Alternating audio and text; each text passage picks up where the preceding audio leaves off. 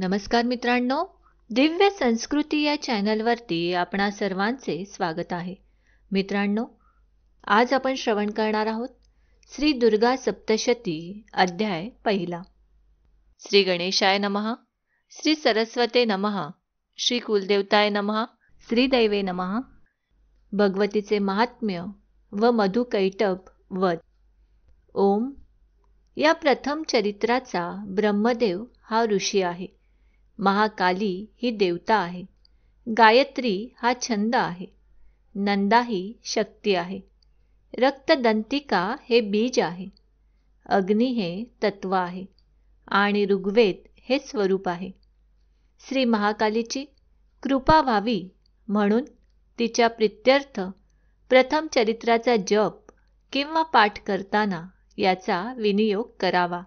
हातामध्ये खडग, चक्र, गदा, चाप, बाण, परीघ, शूल, भुशुंडी, मस्तक आणि शंख ही आयुधे धारण करणारी, 3 नेत्र असलेली, सर्वांगावर दिव्य अलंकार धारण करणारी, नीलमण्यासारखी अंगकांती असणारी, 10 मुखे व 10 पाय असलेली आणि भगवान विष्णू निद्रेत असताना मधु आणि कैटभ या दैत्यांना मारण्यासाठी ब्रह्मदेवाने जिची स्तुती केली होती, त्या महाकाली देवीची मी ध्यानरूपाने सेवा करतो. चंडिका देवीला नमस्कार असो.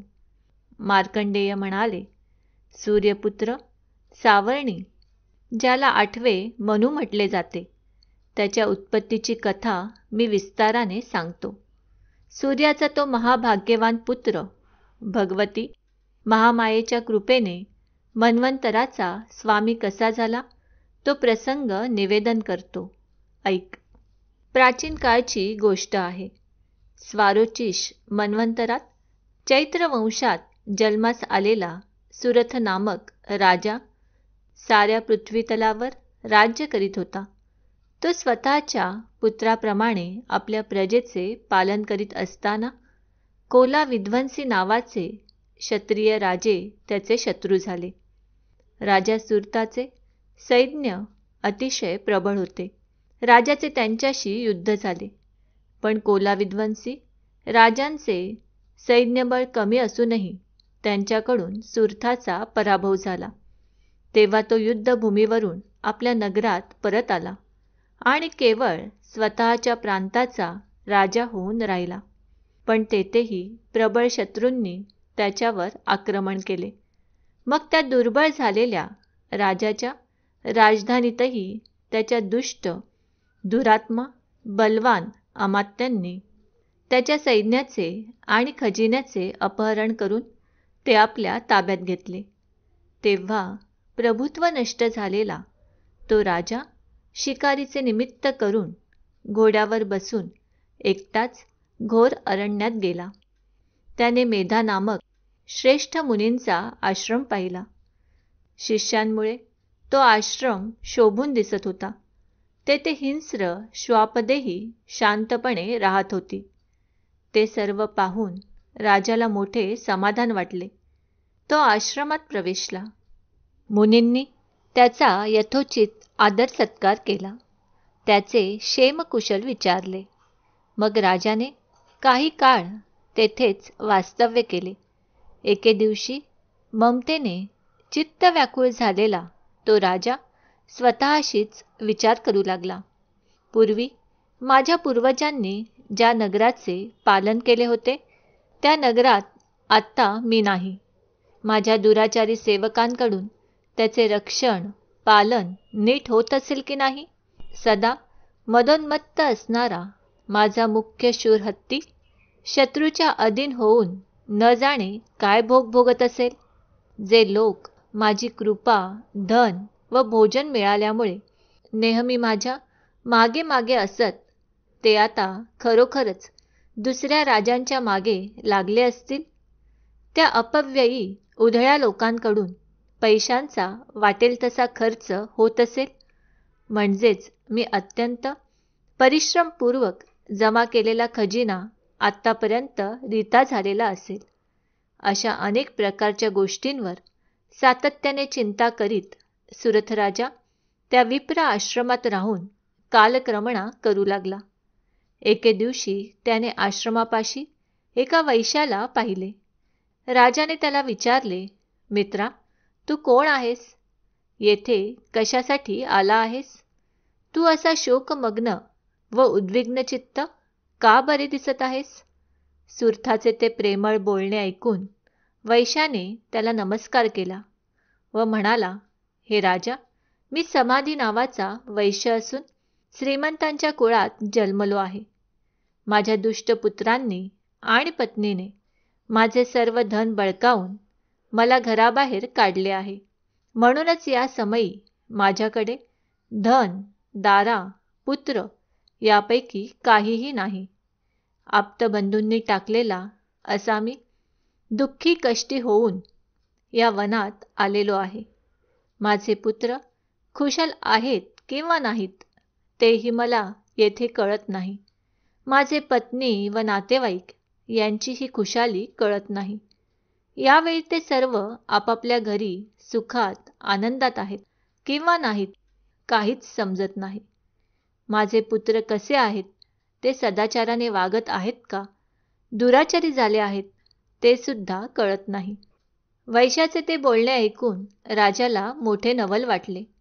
तो म्हणाला, हे वैश्या, तुझ्या लोभी दारापुत्रादिकांनी तुझे धन हिरावून घेऊन तुला घराबाहेर काढले, तरी तुझ्या मनात त्यांच्याविषयी एवढी आसक्ती, आपुलकी कशासाठी?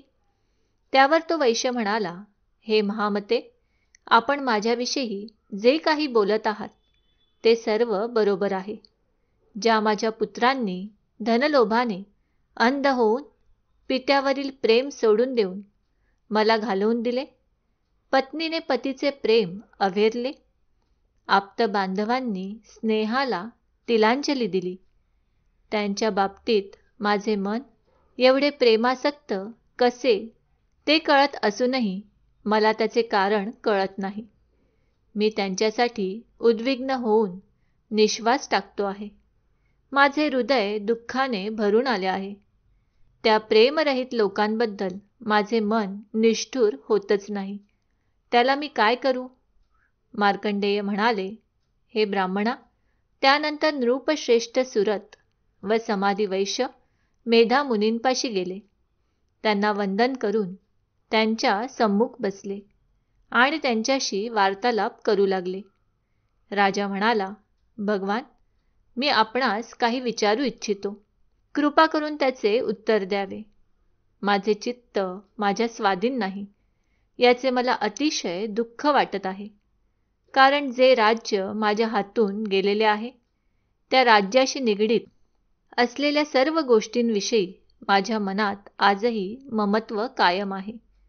हे मुनिश्रेष्ठा, हे जाणत असूनही मी एखाद्या अज्ञानी माणसाप्रमाणे दुःख करीत आहे. हे काय आहे? आता हा वैश्य पहा, याला स्त्री पुत्रादिकांनी व नोकरांनी टाकला आहे. आप्तस्वकीयांनीही याचा त्याग केला आहे. तरीही याच्या मनात त्यांच्याविषयी प्रेम, ममत्व आहे. अशा प्रकारे हा व मी दोघेही अत्यंत दुःखी आहोत. ज्यामध्ये प्रत्यक्ष दोष दिसत आहेत, तरीही त्या विषयांबद्दल आमच्या मनात ममत्वाने आकर्षण निर्माण होत आहे. हे महाभागा, आम्ही ज्ञानी आहोत, समजूतदार आहोत, पण तरीही मोहवश झालो आहोत. हे काय आहे? एखाद्या विवेकशून्य मनुष्याप्रमाणे माझा व याचा हा मूर्खपणाच आहे. तेव्हा ऋषी म्हणाले, हे महाभागा, सर्व जीवांना इंद्रियांकडून विषयांचे ज्ञान होतच असते. त्या प्रत्येकाचे विषय व त्यांच्या जातीही वेगवेगळ्या असतात. काही प्राणी दिवसा अंध असतात, तर काही प्राणी रात्री पाहू शकत नाहीत. काही जीव असे आहेत की ते दिवसा व रात्री सारखेच डोळस किंवा अंध असतात. माणसे ज्ञानी, हुशार, समजूतदार आहेत हे खरे, पण केवळ तीच बुद्धिमान आहेत असे मात्र नाही. कारण पशुपक्षी, मृगादी सर्वच प्राणी ज्ञानी असतात. मनुष्यांना जसे ज्ञान असते तसे त्या पशुपक्ष्यांनाही असते. आता ज्ञान असलेल्या या पक्ष्यांकडे पहा. ते स्वतः भुकेने व्याकुळ झालेले असूनही आपल्या पिल्लांच्या चोचीत किती आनंदाने धान्याचे दाणे घालत आहेत. त्यांना आपल्या पिल्लांकडून कसलीही अपेक्षा नाही. पण हे मानवश्रेष्ठा माणसे मात्र आपल्या मुलांच्या बाबतीत अभिलाषा बाळगून असतात. लोभवश होऊन आपण केलेल्या उपकारांची मुलांकडून परतफेड होईल अशा प्रकारची आशा धरणारी माणसे तू पाहत नाहीस काय? ती ज्ञानी आहेत, तरीही मोह-ममतेच्या गर्तेत पडलेली आहेत. हे नृपश्रेष्ठा, यात आश्चर्य वाटण्यासारखे काहीही नाही. संसाराचे सातत्य टिकविण्यास कारण होणाऱ्या भगवती महामायेच्या प्रभावानेच असे होते. सर्व जगाचे अधिपती असलेल्या भगवान विष्णूंनाही तिच्यामुळे योगनिद्रा आली होती. ती श्रीहरी विष्णूंचीच महामाया आहे. तिच्यामुळेच हे सर्व जग मोहित होते. ती देवी भगवती ज्ञानी माणसाचे चित्तही बलपूर्वक खेचून मोहात टाकते. ती संपूर्ण विश्वाची निर्मिती करते. प्रसन्न झाली तर मनुष्यांना मोक्षप्राप्तीचे वरदान देते. ती मुक्ती देणारी सनातन परमविद्या आहे. सर्व ईश्वरांची अधीश्वरी अशी ती महामाया संसाराचे बंधन निर्माण करणारीही आहे. ते ऐकून राजा म्हणाला, हे भगवान, आपण जिला महामाया म्हणता ती देवी कोण आहे? हे विप्रवर्या, ती का उत्पन्न झाली? ती कोणते कार्य करते? हे ब्रह्मवेत्त्यातील श्रेष्ठा, तिचा प्रभाव, तिचे स्वरूप आणि तिची उत्पत्ती ज्या प्रकारे झाली त्याविषयी मी सर्व काही तुमच्याकडून ऐकू इच्छितो, तरी त्याबद्दल सांगण्याची कृपा करावी. ऋषी म्हणाले, हे राजा, वास्तविक ती देवी नित्य स्वरूपाच आहे. हे सर्व जग तिचेच रूप आहे आणि तिनेच हे चराचर अंतर्बाह्य व्यापून टाकले आहे. परंतु तिचे प्राकट्य अनेक प्रकारे होते. ते कसे? माझ्याकडून ऐक. ती देवी जेव्हा देवांचे कार्य सिद्ध होण्याकरिता आविर्भूत होते तेव्हा ती नित्य असूनही उत्पन्न झाली असे लोकांत म्हटले जाते. जेव्हा सर्व जग एकार्णवात अथांग पाण्यात विलीन झालेले होते त्या कल्पांताच्या वेळी भगवान विष्णू शेषनागाची शय्या करून योगनिद्रा घेत होते.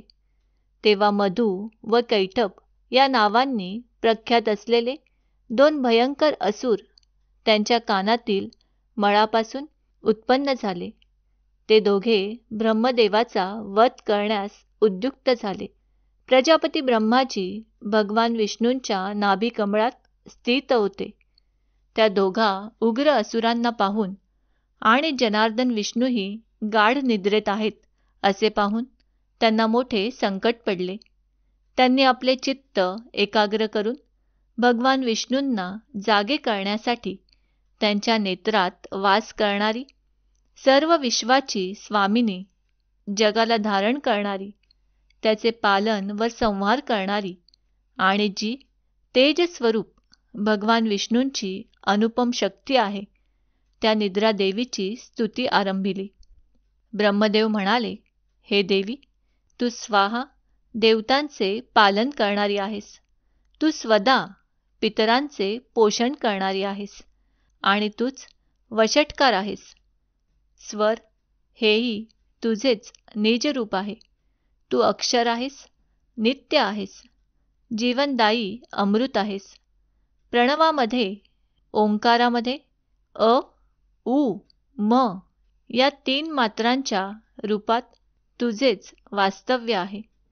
तसेच त्या प्रणवामध्ये 3 मात्रांच्या व्यतिरिक्त जिचा विशेष तत्वाने उच्चार केला जात नाही ती अर्धमात्राही तूच आहेस.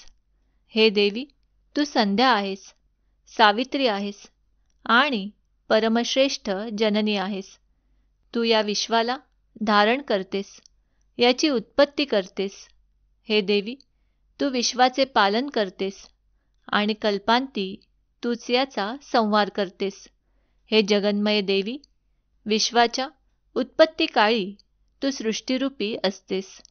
विश्वाचे पालन करताना स्थितिरूपी असतेस आणि कल्पांती विश्वाचा संहार करताना संवृत्तीरूपी संहार रूप धारण करणारी असतेस. तू श्रेष्ठ विद्या आहेस, महान माया आहेस, महान मेधा, बुद्धी, स्मरणशक्ती आणि महान स्मृती आहेस. हे भगवती, तू महान मोहरूप अशी महादेवी आहेस, महासुरी, महान देवता आहेस. तू सत्वादी तिन्ही गुणांना उत्पन्न करणारी सर्व जगाची प्रकृती आहेस. हे देवी, तू महाभयंकर अशी कालरात्री, महारात्री आणि मोहरात्री आहेस. तू श्रीलक्ष्मी, विश्वस्वामिनी, ईश्वरी, रीम आणि बोध हे जिचे लक्षण आहे अशी बोधस्वरूपा बुद्धी आहेस. तू लज्जा, पुष्टी, तुष्टी, शांती, क्षमा, सोशिकता आहेस. तू भयंकर स्वरूपाची असून खडग, शूल, गदा, चक्र, शंख, चाप, धनुष्य, बाण, भुशुंडी व परीघ ही आयुधे धारण करतेस. तू सौम्य आहेस, सौम्यतरा सर्व सौम्य वस्तूंपेक्षा जास्त सौम्य आहेस. तू सर्वाधिक सुंदर आहेस. हे अखिलात्मिके देवी, पर आणि अपर, पलीकडचे आणि अलीकडचे दृश्य अदृश्य या सर्वांमध्ये तूच सर्वश्रेष्ठ परमेश्वरी आहेस. या जगात कोठेही ज्या काही लहान मोठ्या सत असत रूप वस्तू आहेत त्या सर्वांची जी शक्ती आहे ती तूच आहेस. तेव्हा तुझी स्तुती करणे कसे शक्य आहे? हे देवी, जो जगाचा सर्जन करता, पालन करता व संहार करता आहे, तो भगवान विष्णूही तुझ्यामुळे योग निद्रावश झाला, म्हणून तुझी स्तुती करण्यास कोण समर्थ आहे? ज्या अर्थी मला भगवान विष्णूला व भगवान ईशानाला म्हणजेच शंकराला तू शरीर धारण करावयास लावलेस, त्या अर्थी तुझी स्तुती करण्याची शक्ती कोणामध्ये आहे? हे देवी, तू स्वतःच्या या उदार प्रभावांनीच प्रशंसित आहेस. म्हणून तू सर्व शक्तिनिशी या मधुकैटभ नामक दोन्ही दुर्धर असुरांना मोहित कर आणि जगाचा स्वामी असलेल्या भगवान विष्णूला त्वरित जागे करून त्याला या दोन महान असुरांना मारण्याची बुद्धी प्रेरणा दे. ऋषी म्हणाले, हे राजा, याप्रमाणे ब्रह्मदेवाने तमोगुणाची अधिष्ठात्री असलेल्या योगनिद्रा देवीची स्तुती केली. तेव्हा मधु आणि कैटभ या राक्षसांना मारण्याच्या उद्देशाने विष्णूंना जागृत करण्यासाठी ती देवी भगवानांच्या नेत्र, मुख, नाक, बाहू, हृदय व छाती यातून निघून अव्यक्त जन्मा ब्रह्मदेवासमोर प्रकट झाली. त्यावेळी योगनिद्रेतून मुक्त होताच जगतस्वामी जनार्दनास जाग आली. ते एकार्णवातील शेषशयेवरून उठले. त्यांनी दुष्ट, अत्यंत बलशाली व पराक्रमी अशा मधुकैटभ दैत्यांना पाहिले. त्यावेळी क्रोधाने डोळे लाल झालेले ते दोघे दैत्य ब्रह्मदेवाला खाण्यासाठी उद्युक्त झाले होते. भगवान श्रीहरींनी त्यांच्याशी युद्ध केले. बलाने अत्यंत उन्मत्त झालेल्या आणि त्यातच महामायेने मोहित केलेल्या त्या दैत्यांनी विष्णूंशी 5000 वर्षे बाहुयुद्ध केले. शेवटी ते दोघे केशवाला म्हणाले, आम्ही तुझ्या पराक्रमाने संतुष्ट झालो आहोत. तू आमच्याकडून वर मागून घे. तेव्हा भगवान म्हणाले, जर तुम्ही माझ्यावर संतुष्ट असाल तर तुमच्या दोघांचाही वध माझ्याकडून व्हावा, हाच वर मी मागतो. ऋषी म्हणाले, हे राजा, अशा प्रकारे विष्णूंकडून फसलेल्या त्या दोघा दैत्यांनी सर्व जगच जलमय झालेले आहे असे पाहिले. त्यांनीही युक्ती केली. ते म्हणाले, हे कमललोचना, जेथे पृथ्वी जलमय झालेली नसेल अशा कोरड्या ठिकाणी तू आमचा वध कर.